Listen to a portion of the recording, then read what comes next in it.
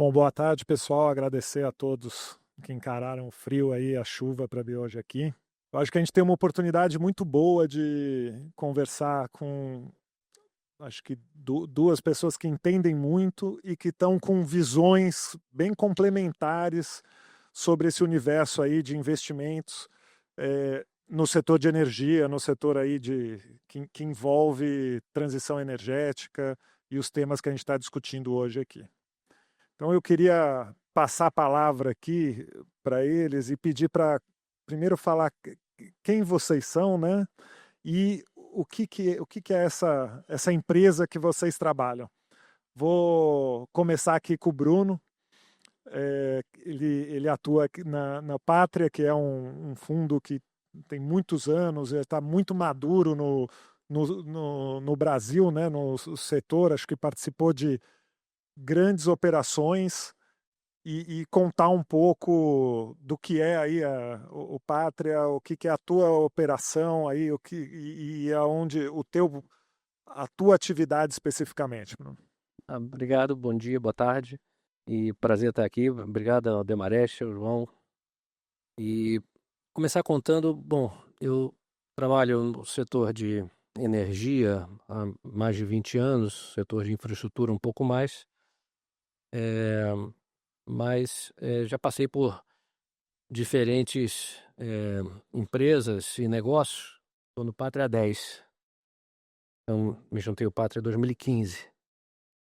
E desde então o Pátria já vinha trabalhando na área de energia, trabalhava muito com renováveis. A gente ampliou esse portfólio, fez empresas de transmissão, fez termoelétrica, fez geração distribuída, fez uma série de outras empresas, não só no Brasil, na Colômbia, no Chile. Estamos olhando outras oportunidades também. Então, a, a experiência é diversificada, né? E a gente, com essa visão aí de novas tecnologias, de mercado futuro, o que está se desenvolvendo, a gente tem olhado aí baterias, hidrogênio, eletrificação. Então a gente está olhando uma série de coisas, né? Umas já estão maduras, outras não. Estamos atentos aí a oportunidades de investimento, né? Esse mercado não é estático. Por exemplo, nesse momento é mais difícil fazer projetos eólicos, solar é mais competitivo, uma onda de geração distribuída. Isso fez com que houvesse excesso de geração, caísse o preço. Então a gente busca alternativas, por exemplo, fornecer energia para data centers, o mercado que está crescendo, nós estamos envolvidos. Então você tem que buscar no mercado oportunidades. E muitas vezes você começa o projeto Greenfield, aquele projeto do nascedouro, em que você desenvolve uma tese, vai buscar aonde gerar esse projeto, vai buscar o terreno, os benefícios fiscais, você vai buscar o PPA, né, para quem você vai gerar essa energia, entregar, etc. e tal. Mas há casos em que você já entra num projeto um pouco mais maduro, que já foi desenvolvido por alguém, um desenvolvedor, uma empresa, né, em que você dali avança até implantar, operar, eventualmente você sai, eventualmente não. Porque quando eu entrei nós tínhamos 3 produtos, hoje em dia são mais de 30, então você tem possibilidades de fundos que não têm prazo, fundos permanentes que vivem de yield, que vivem de dividendos, vivem de crescimento do negócio, né? E outros que não, são os tradicionais, em que você tem prazo de entrada e de saída, tradicionalmente em infraestrutura 12 anos, você capta, você tem um prazo para investir, um prazo para desinvestir. Esses são os mais comuns, pelos quais nós ficamos conhecidos. Então, hoje em dia você tem uma possibilidade maior, né, de investimento, de adequar o projeto, o negócio, à sua possibilidade de aportar equity. Então, basicamente, o que a gente faz é levantar equity, buscar projetos, alocar, tomar conta desses projetos e depois, lá na frente, sair, capturar esse benefício, esse ganho, né, de ter feito o que a gente chama do de-risking do projeto, isto é, o projeto começa com uma série de riscos, risco de financiamento, risco de licenciamento, risco de construção, e você vai trabalhando, vai mitigando esses riscos. Quando ele entra em operação, está estável, o risco é bastante menor, você captura o que a gente diz que é o spread compression, isto é, diferença de taxa, né?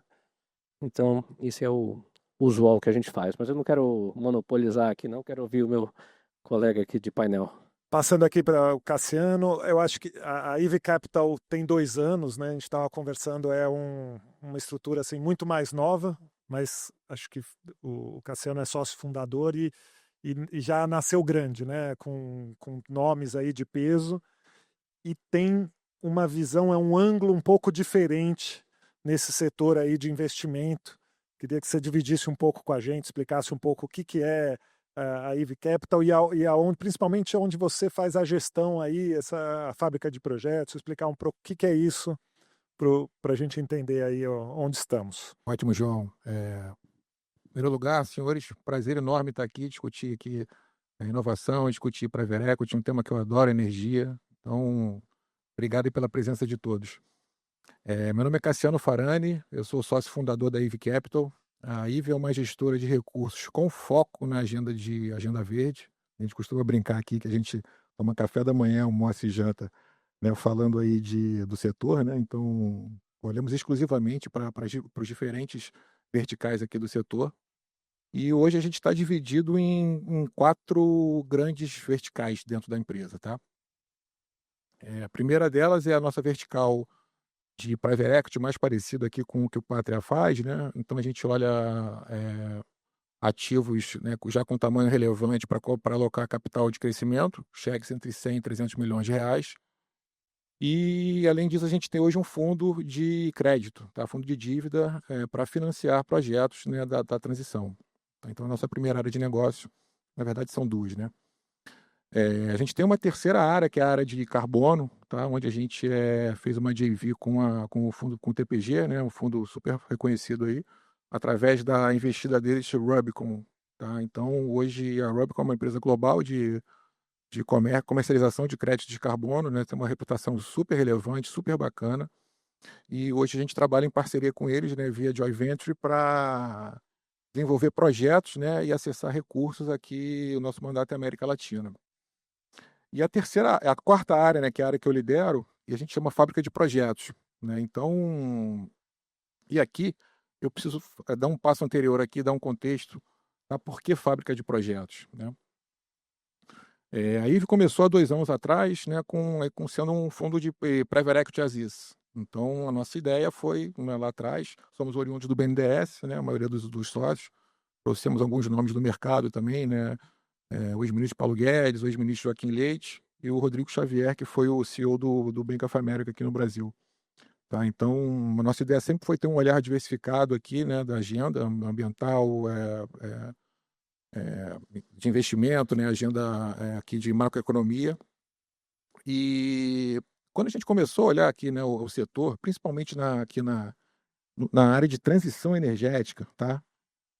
Sem contar com eólica e solar, a gente, procurando ativos, né, a gente achou poucos ativos, né, com tamanho suficientemente grande para receber esse montante de capital. E aí a gente começou a se perguntar por quê, né? Por que isso acontecia? Por que não tem projetos aqui, né, de SAF? Por que a gente não tem projetos relevantes aqui em data center? Isso há 2 anos atrás. Então, a gente chegou, né, depois, acho que muito com base na nossa experiência no banco, a gente chegou em 5 elementos, tá, que travam aqui a agenda, né, ou pelo menos colaboram para ela não se desenvolver de uma forma, da forma plena. Tá? O primeiro deles é o nível intensivo de capital da agenda de transição climática, de transição energética, perdão. Tá? Então, assim, você montar um cluster industrial são bilhões de reais, tá? Com um nível de tecnologia também que está amadurecendo. Tá? Então, você tem uma dificuldade de alocação de recursos, né, que são recursos vultosos, com uma tecnologia que está nascendo, muitas vezes ainda não está on the money. E 3, com dificuldade de viabilidade, né, como muito bem colocou o Bruno. Então, a gente tem aqui um elemento, tá, de governo, né? Ou seja, faltam incentivos fiscais para que a gente consiga endereçar os projetos de forma efetiva. Tem uma questão regulatória, por óbvio, né? Toda inovação vai na frente. E, por fim, a gente tem uma questão de que o ecossistema não está ligado ainda. Tá? Então, quando você fala aqui de projetos de transição energética, né, o value chain ainda está sendo montado. Então, assim, de base desse conhecimento, a gente resolveu dar um passo atrás e montar um fundo de projetos. E qual que é o nosso objetivo aqui? Né? Atrair, né, montar o ecossistema, endereçar esses gaps e, a partir, né, do endereçamento desses gaps, a gente construir realmente os projetos que vão edificar tanto a matriz aqui de combustível sustentável de aviação, como a matriz de eletrificação de frotas e tudo mais. Então, hoje a gente tem 2 fundos. Tá? O primeiro fundo é um fundo de motos elétricas, com iFood como âncora, e um segundo fundo de SAF, onde a gente tem aqui a São Martinho como âncora. Então, falando rapidamente sobre a fábrica, né, assim, não tão rapidamente assim, acho que a gente endereça aqui, né, é bem bacana aqui o painel, porque a gente tem uma complementariedade relevante, a gente está olhando muito para o capital de DevEx aqui, tá? Onde o risco é maior, mas o retorno também é maior. Né? Então, isso aqui é o trabalho da fábrica, que é o trabalho que eu lidero. E muito bacana a gente estava conversando aqui, que é um pouco complementar, né? Você pega um estágio inicial e talvez seja assim, o Pátria seja mais para ativos que estejam um pouco mais maduros no momento de entrada, né? Não como regra geral, claro. Uma pergunta que a gente é muito questionado hoje em dia, né? No escritório de advocacia a gente vê muitas operações, energia hoje talvez seja a principal, o maior número de operações que a gente tem no escritório hoje envolve energia. É incrível isso, como está muito ativo o setor mesmo no momento de crise. Queria ouvir um pouco de vocês a tese, qual que é a tese atual de investimento do fundo de vocês? Aonde que justifica eu tirar o dinheiro do meu fundo de CDI para aplicar num projeto? Que são projetos que estão estressados e estão baratos? Ou é algo que vocês imaginam aí num médio prazo? Novas energias onde você vai ter um ganho maior, um spread maior? Qual a direção, qual o norte de vocês atualmente para definir a tese de investimento? Bom, vou começar aqui. É ótima pergunta, mas realmente não é fácil a resposta, porque o nosso maior inimigo é exatamente o CDI, né? E o capital migra muito rapidamente, né? No momento em que as taxas de juros estavam baixas no Brasil, você tinha oferta, né, de investidores no Brasil querendo buscar ativos que oferecessem. E normalmente existe uma correlação direta entre risco e retorno, mas de qualquer forma um retorno mais interessante, né? E isso mudou rapidamente com as taxas de juros lá em cima. Ninguém quer, né, alocar, né, seja em projetos, seja em bolsa, seja no que for. É preferível deixar o dinheiro parado, seguro, dando retorno, né? Seja tesouro, seja tesouro americano, porque, na verdade, boa parte do nosso capital vem de fora. O que a gente faz é vender o Brasil. A gente vai no exterior e diz, poxa, vem para o Brasil, é uma democracia, o contrato é respeitado, é um mercado grande. Você pode achar que só Estados Unidos e Europa funcionam, mas traga para cá o seu capital. Então, e aí a gente busca oportunidades de investimento e tem que dar retorno para isso. Então, um grande desincentivo aí é o câmbio, porque o sujeito investe em dólar, em euro, em moeda forte, mas a receita em reais está sujeita a desvalorização, ninguém prevê como é que funciona, o hedge é muito caro, então tem essa questão do câmbio. Além disso, se você está com taxas de juros altas nos Estados Unidos e no Brasil, você diz, poxa, por que eu vou botar em projetos? Por que eu vou tomar risco? Então, realmente, torna mais difícil o nosso trabalho em ter que buscar um retorno que seja, né, interessante, mas a gente sempre olha a longo prazo. O projeto de infraestrutura demora alguns anos para ser implantado e depois vários anos de operação e para dar retorno, né? Então, a gente sempre diz, a taxa de juros está alta agora, mas ela vai passar por outro ciclo de baixa, depois outro ciclo de alta, depois outro de baixa. Então, ao longo do tempo, você terá um retorno condizente com um bom investimento. É isso que a gente acredita, é para isso que a gente trabalha. Você consegue, temos sido afortunados em conseguir captar e ampliar esse bolo ao longo do tempo, mas realmente é uma concorrência difícil. Depois tem um outro detalhe que é, dentro de um fundo de infraestrutura, o capital concorre. Por que eu não invisto em rodovias em vez de... Porque agora está difícil a eólica, não tem competitividade, as fábricas no Brasil fecharam. Solar é modular, painel chinês está mais barato, você faz projetos menores, manutenção mais fácil, operação mais fácil, então ele ganha em todos os aspectos, né? Então você tem que migrar para aquilo que eu estava explicando. E aí você, respondendo mais especificamente, poxa, que tipo de projeto então neste momento? Então nós estamos com os data centers, né? Já fizemos no passado uma empresa, estamos desenvolvendo de novo. Por quê? Porque a gente vê um movimento crescente, uma demanda crescente, clientes, né, internacionais e não internacionais, e eles precisam de energia. Muitas vezes é ligado à energia renovável. Então, o Brasil é afortunado em energia renovável, aqui a gente tem de tudo, né? Tem água, tem biomassa, tem sol, tem vento.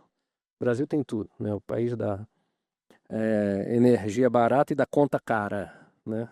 Então, mas a energia tem. Então, poxa, se você é autoprodutor, deixa de pagar os encargos, se você gera a sua própria energia, tem muita vantagem. Então, no final, o data center é uma tese que a gente acredita que continuará crescendo e a energia atrelada a isso é importante. Geração distribuída, que a gente investiu, viveu uma onda, tinha prazo, né, o que é conhecida GD1, era até 23, mas as distribuidoras atrasam a conexão.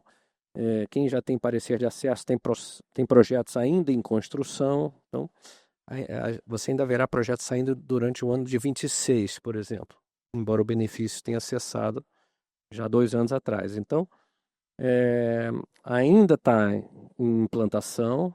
A gente vê projetos, eu recebo ofertas de projetos já construídos em operação. Mas o importante aqui nesse caso é o PPA, porque é fácil fazer o projeto, mas você tem o PPA? Não. Então, hoje em dia tem excesso de oferta, né? Então, é uma tese boa, eu acredito que vai haver um movimento de consolidação no mercado, porque tem, né, muita gente foi atrás de montar esses projetos, mas quem tem o PPA tem a vantagem, assegurou um contrato, né? Aí você tem que ver a questão aí do risco de crédito, de quem são essas empresas que estão tomando o PPA, ou as comercializadoras, ou os consórcios, mas é uma tese que ainda está em desenvolvimento, é grande, tem grande quantidade de energia vindo aí no mercado. Então, são 2 teses. Tem as novas tecnologias que também estão em desenvolvimento, aí entra uma questão de, se for muito cedo, tem risco, talvez você ainda não tenha preço, né? Aí há empresas mais competitivas. Você é uma petroquímica, você é uma indústria, você já está no processo, ou você já faz o hidrogênio, ou você aproveita a parte do processo, você tem uma vantagem e será mais competitivo. No tipo de projeto que a gente faz, que é montar do zero um projeto específico para isso, o preço, por exemplo, no caso do hidrogênio, não compensa. Mas tem muitas empresas na área de petróleo, por exemplo, tem metas, tem target, tem pesquisa, tem orçamento e elas vão continuar desenvolvendo. Então, acho que você tem que separar aí, não é? O hidrogênio, de uma forma geral, você tem que saber que tipo de projeto. Pode ser que se viabilize, né? É uma questão também de tempo, estamos cedo nessa cadeia, mas eu estou vendo aí boas possibilidades e a tecnologia, felizmente, continua desenvolvendo novas oportunidades surgirão. Ele falou de SAF, que estou de acordo, né? Também é um caminho bastante bom para o Brasil, né? Então, eu ficaria por aqui e deixo assim complementar. E Cassiano, então, acho que você tem uma visão, a empresa tem uma visão um pouco diferente, né? Eu acho que vocês estão, por alguns lados, um pouco mais agressivos em novas tecnologias e tal. Conta um pouco pra gente como é, o que é a tese hoje, qual que é o projeto que brilha os olhos quando chega na mesa de vocês? Eu costumo dizer que o Brasil está vocacionado para ser um dos líderes da transição energética, tá, a nível global, porque a quantidade de biodiversidade que a gente tem aqui, né, matriz 87% limpa, O fato de a gente ser a 10ª maior economia do mundo, e outros elementos, né? A questão aqui fiscal e de juros é relevante. Seria muito bacana poder, se a gente tivesse tempo aqui, discutir, mas vou pular essa parte aqui para efeito aqui de ser direto ao ponto. Então, acho que a gente está vocacionado e temos tudo para não perder essa oportunidade. Tá? Indireto para a tese. Acho que a gente tem uma grande oportunidade aqui, eu concordo muito aqui com o Bruno em relação aos data centers. Tá?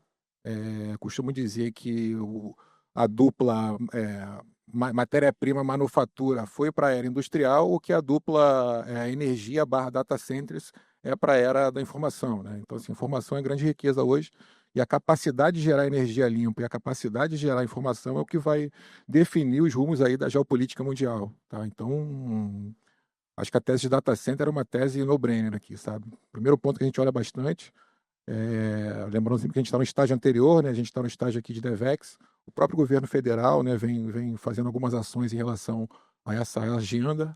Então, acredito bastante aqui que essa agenda tem tudo para fazer o Brasil decolar, principalmente no Nordeste do Brasil. Tá? Você tem alguns clusters ali, é bem interessante, isso está sendo desenvolvido aí lá na região Nordeste. Eu acho que é um super ganho para o país e para a própria região. Né? A segunda tese que eu acredito bastante é a tese de biocombustíveis. Tá? A gente tem um histórico grande aqui na indústria de etanol, né, o que super nos favorece. Então, hoje a gente tem muita coisa de etanol de milho, que complementa aí, tem características distintas em relação ao etanol de cana. É algo que está aparecendo bastante. A gente tem o HVO, né, que é o diesel verde. Acho que vai ter muita usabilidade no futuro próximo, assim que a tecnologia avançar. E principalmente o SAF. Tá? Acho que o Brasil, sem querer ser muito técnico aqui, né, o SAF tem diferente, que é o combustível sustentável de aviação, você tem diferentes rotas tecnológicas para desenvolver o SAF. E das 7 rotas, tem uma rota que é madura, tá? Que é a REFA, que você usa óleos, tá? Para transformar a matéria-prima em combustível, e a rota do ATJ, né? Que é o Alcohol to Jet. O REFA tem uma limitação. Tá? Então, a rota que, na minha visão, a médio prazo vai vencer é o Alcohol to Jet. E o Brasil é uma potência de cana-de-açúcar, né, Emílio? Então, a gente tem um papel super relevante aqui nesse setor. Acredito bastante na tese, e hoje a gente tem um fundo exatamente para construir essa infraestrutura e desenvolver os projetos. Acho que tem assim, a gente acredita bastante em hidrogênio verde, né? Acho que tem alguns desafios, o hidrogênio é mais complexo. Então, mas eu acho que em 5, 10 anos isso aqui vai ser viável, vai ser um puta diferencial para a gente fazer metanol, para a gente fazer amônia, né? Assim, muita coisa para exportação. E, por óbvio, a infraestrutura, né? O financiamento da infraestrutura verde. Sou otimista aqui em relação ao país. Acho que a gente vai resolver essa questão fiscal aqui em breve, né? O que naturalmente vai mexer na taxa de juros, e a gente vai ter um ciclo virtuoso de crescimento. Então, infraestrutura verde, na nossa visão, principalmente para fazer produto de dívida, né? Assim, para mim é no-brainer também. Eu diria essas 4, João. Não, muito bacana.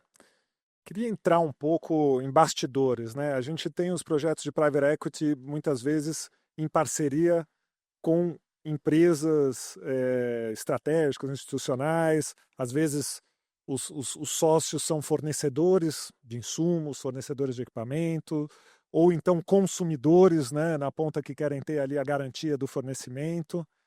E a gente tem no lado do private equity um projeto de prazo, né, nos investimentos.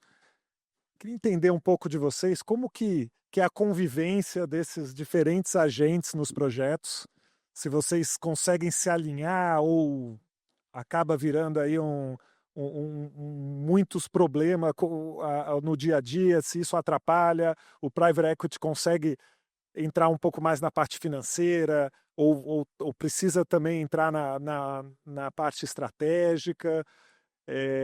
Como que vocês, né, a experiência de vocês tem sido com esses outros agentes aí dentro dos processos de investimento? Legal. Eu já tive experiências diversas nessa área e confesso que não é fácil esse convívio. Muitas vezes ele é marcado pelo conflito, né? Aí, notadamente, o private equity ele tem o interesse do projeto ter a melhor rentabilidade possível. Então, Tendo outros sócios, às vezes o outro sócio tem outros bolsos. Ele é fornecedor, se ele é EPCista. Então o interesse pode ser conflitante, né? Então, vamos dizer que o alinhamento do Private Equity com o projeto é total. Não existe desalinhamento porque ele quer o melhor projeto, mais eficiente, que tenha maior valor de mercado, né? No bolso acionista investidor, o fornecedor do equipamento ou EPCista, ele está alinhado, mas no outro bolso ele já não está. E aí surgem os problemas, né? Normalmente o bolso dele maior é do fornecimento, seja de gás, seja de petróleo, seja de equipamento, seja construtor, né? E aí você tem uma série de dificuldades. Já aconteceu conosco, já aconteceu com outros, e chega a ponto de arbitragem, discussão de contrato, né? Então, realmente é difícil você separar, né? Fica para tentar ver o que é trabalhar contrato, trabalhar as expectativas previamente. Isso, ter um bom advogado, que tenha um bom escritório, faça bem os contratos. Mas nenhum contrato é perfeito e, obviamente, sujeitos a interpretações. E uma coisa é quando você escreve, daqui a X anos, você está ainda discutindo interpretações e responsabilidades. Então, realmente não é fácil essa vida. O mais simples é você separar funções e com o fornecedor você exige, você cobra, né? E nem sempre é fácil, né? A gente já teve experiências também difíceis, fornecedores internacionais que não cumprem com o fornecimento ou com a garantia, ou que demora, que só funciona se você provocar. A execução internacional, as garantias são limitadas, aí tem teto de garantia, e é normal que nos contratos haja, né, cap, né, de valor, de penalidade, liquidated damages, esse tipo de coisa. E aí você chega a um ponto que você está limitado e não tem mais o que fazer, você vai ter que negociar, sentar, buscar uma outra alternativa. São, vamos dizer assim, limitadores que os projetos têm, né? Não existe garantia absoluta, né? Então, você tem que precificar isso bem no projeto, ter uma boa contingência, né? Estar preparado para esse tipo de dificuldade. Ela existirá, seja na implantação, seja na operação. Então, a experiência é, se possível, evite, mas de qualquer forma, mesmo evitando, não há solução 100% perfeita, né? E Cassiano, vocês têm uma etapa um pouco anterior, né, de desenvolvimento, que eu imagino que ainda seja mais desafiadora nesse contexto aí de lidar com os agentes envolvidos. Sem dúvida. A gente brinca lá que, né, nosso trabalho executivo aqui de alta performance e os fundos não é gerir recurso, né? Você é um grande especialista em pessoas, né? Então, acho que essa questão, né, no fim do dia são pessoas e essa psicologia, né, esse entendimento, né, e esse olhar do todo, né, condizendo aí com expectativas, ambições, né, e com interesses, é um trabalho tão relevante quanto fazer a própria gestão dos recursos financeiros, né? E respondendo especificamente à sua pergunta, João, sou suspeito para falar, né? A gente tem hoje um fundo, né, onde hoje os LPs são empresas, são investidores, né, os LPs são as empresas, né? Então acredito super aí que o trabalho de transição é um trabalho né, de ecossistema. Sem a construção do ecossistema, a gente vai avançar timidamente, principalmente na etapa que a gente trabalha na fábrica, né, que é o capital inicial ali, que é o capital de DevEx. E acho, né, que os desafios são muitos, né? Acho que existe aqui eu estou falando de fundo para companhias, né? Então ainda tem um desafio cultural relevante aqui, né, das companhias investirem em fundos. Acho que é uma coisa que vai crescer por óbvio, tá? Mas hoje é um desafio cultural nas corporações. A gente tem um desafio aqui de montagem de portfólio, tá? Eu tenho dúvidas, tá? Pelo menos na minha experiência, se os OEMs, né, se os gestores aqui se os fornecedores de equipamentos entram em fundos desse tipo. Eu acho que é mais fácil você pegar as pontas, tá, do ecossistema, né? O off-taker e o próprio dono do feedstock. Tá? Então, e aí é o comprador e o vendedor, né? Como é que se alinha esses interesses no mesmo fundo? Tá? Então, essa gestão não é simples. Eu acho que os desafios, você tem por óbvio, tá? Super relevante a questão do jurídico, tá? E assim, e aqui no nosso caso é uma questão dupla, porque o jurídico das companhias ele não está acostumado a trabalhar com o mercado de capitais.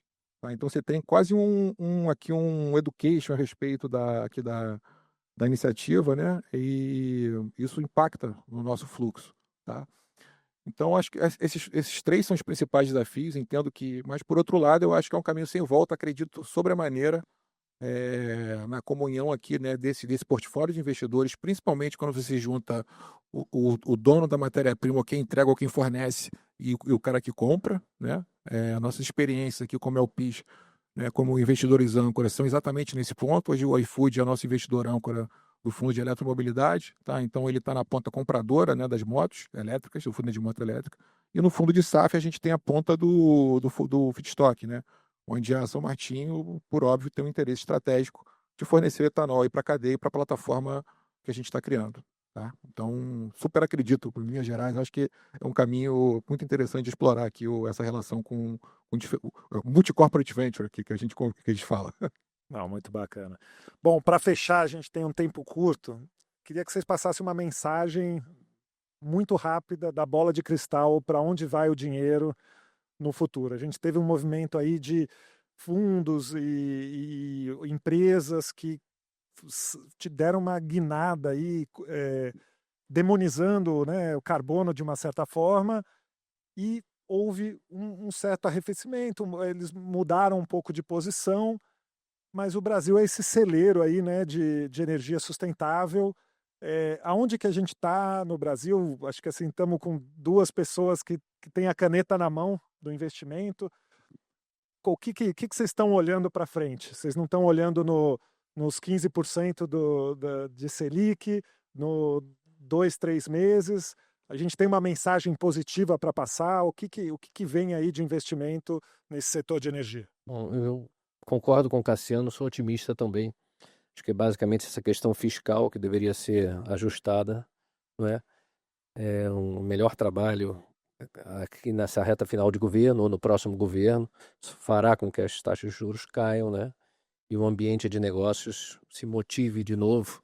Isso atrai investimento local, internacional, não só no setor de energia, mas de uma forma global. Então, energia está no meio disso.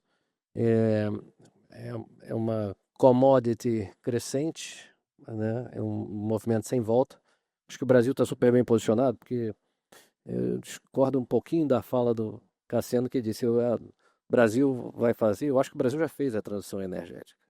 Aí a minha preocupação é um pouquinho mais até de segurança, estabilidade da nossa matriz, né?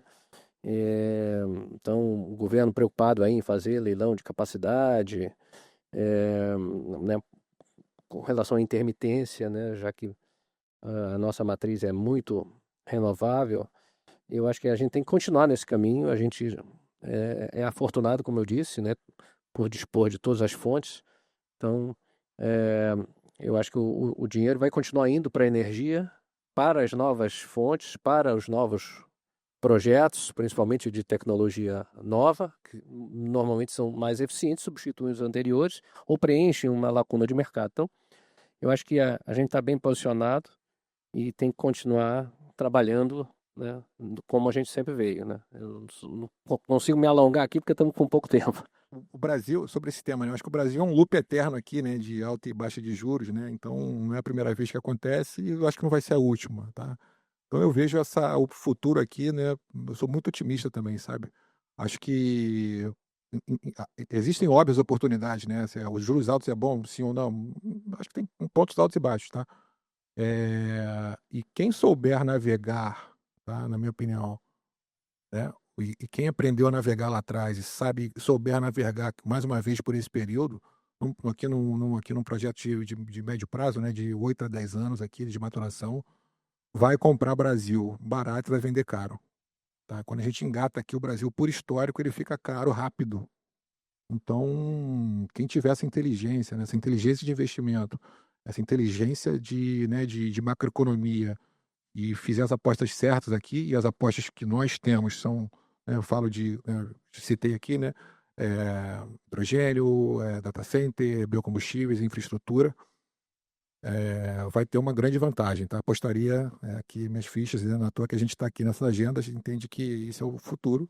Eu acho que o grande desafio é menos a agenda em si, mais a questão de saber navegar aí nesse ambiente, tá? O que é histórico do Brasil, né? Então nada de novo no front. Muito obrigado aí, agradeço a todos aí pela atenção. Obrigado, pessoal.